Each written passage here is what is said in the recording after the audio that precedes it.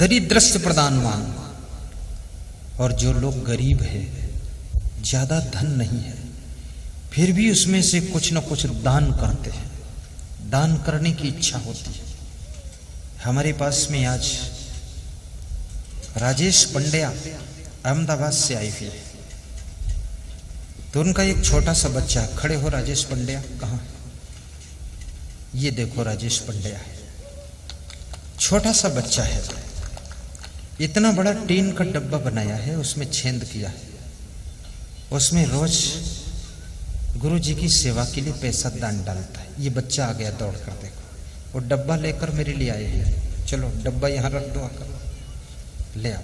मैंने कहा था व्यास गादी पर दे देना, ये बहुत धनवान तो नहीं है, यही नीचे रख दो, ऊपर मत आना बेटा। हाँ ऊपर ऊपर ऊपर व्यास गादी पर।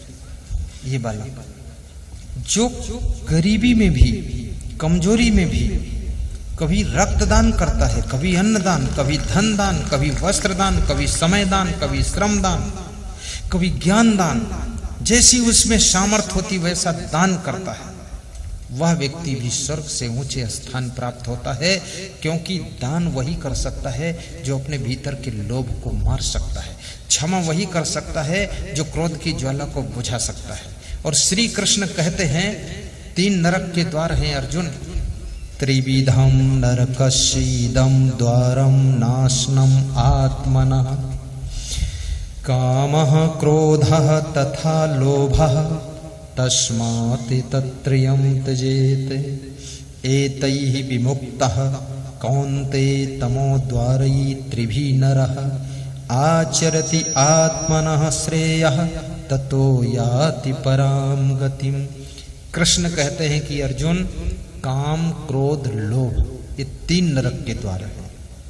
तो क्रोध को जीतना है तो क्षमा से जीतो, लोभ को जीतना है तो दान से जीतो, और काम को जीतना है तो निष्काम कर्म करके जीतो। याद रखना, और तीनों को जिस दिन जीत लोगे तो जिंदगी का नरक धुल जाएगा और जिंदगी तुम्हारी स्वर्ग बन जाएगी। जब तक लोभ को जीत न सकोगे तब तक तुम दान न कर सकोगे। किसी गांव में भागवत कथा हो रही थी, गावड़ा के लोग इकट्ठे थे, बहुत भीड़ थी। तो भागवत कथा में अंतिम में आरती हो रही थी। आरती होने के बाद आरती की थाल का दर्शन कराया जा रहा था। सबके सामने आरती की थाल पहुंच रही थी। तो जिसके सामने थाल पहुंचती थी तो ऐसे हाथ करके मस्तक में लगा लेता था और उसमें कुछ भेंट अर्पित कर देता था।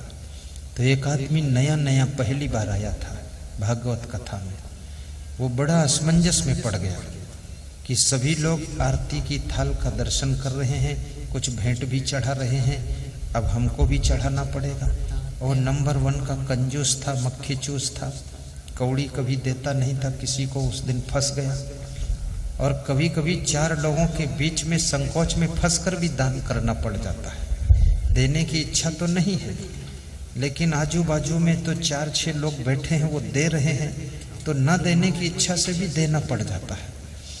तो देना नहीं चाहता था, लेकिन फिर भी जेब में हाथ डाला तो जेब में सबसे छोटा सिक्का चवन्नी निकाला, पुराने जमाने की बात, और चवन्नी को मुट्ठी में लिया। आरती की थाल जब पास में आई तो गर्मी का महीना था, मुट्ठी में पसीना आ गया, पानी आ गया। तो उसने चवन्नी से क्या कहा, चवन्नी तेरे को मेरे से इतना प्रेम है कि तुझे आज मैं देने जा रहा हूं दूसरे को, इसलिए तू रो रही है। तेरे इतने आंसू आए कि मेरा हाथ भीग गया। चाहे दुनिया कुछ भी कहे पर मैं तेरे को छोड़ नहीं सकता हूं, इतना रोना सह नहीं सकता हूं। ले तू जेब में बैठ, जो भी होगा होगा। जेब में फिर से वापस चवन्नी को रख लिया। जब आरती की थाल का दर्शन कराने वाला सामने ही आरती लेकर खड़ा हो गया, वो भी जिद्दी टाइप का आदमी था। कितने लोग आरती की थाल का दर्शन कराते तो सामने ही खड़े रहते, जब तक दो ना कुछ तो हटते ही नहीं, अब देना पड़ेगा। तो खड़ा हो गया, तो फिर उसने जेब में हाथ डाला, और हाथ डाला तो चवन्नी पसीने से भीगी थी, तो वही चवन्नी हाथ में लगी। कंजूस के हाथ में छोटा सिक्का ही लगता है देने के नाम पर।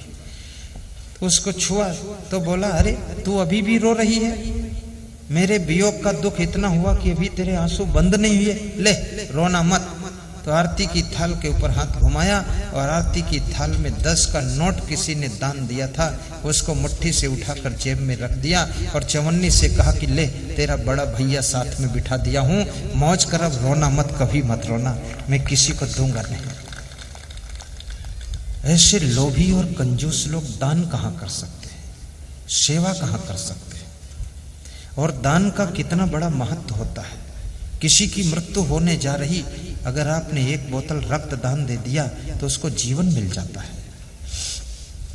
किसी गरीब की कन्या का विवाह है, यदि आपने उसमें धन दान, अन्न दान का सहयोग दे दिया, उस गरीब आदमी का एक बहुत बड़ा काम हो जाता, कन्यादान हो जाता है।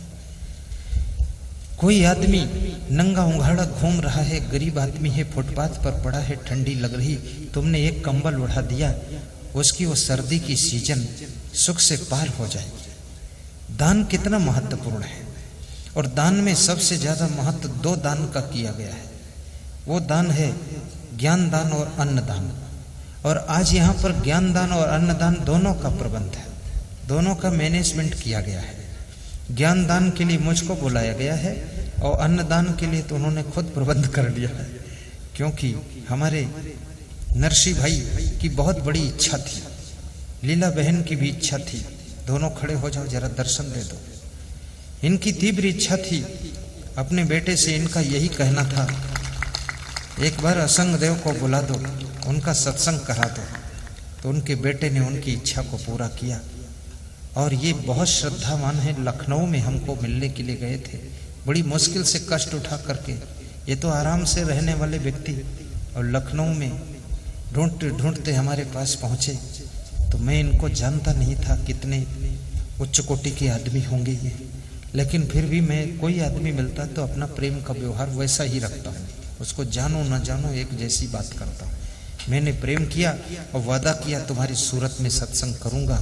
और आज वो सत्संग यहाँ हो रहा है जहाँ पर ज्ञान दान भी हो रहा है और अन्न दान भी होने वाला है। आपकी भोजन की भी व्यवस्था है।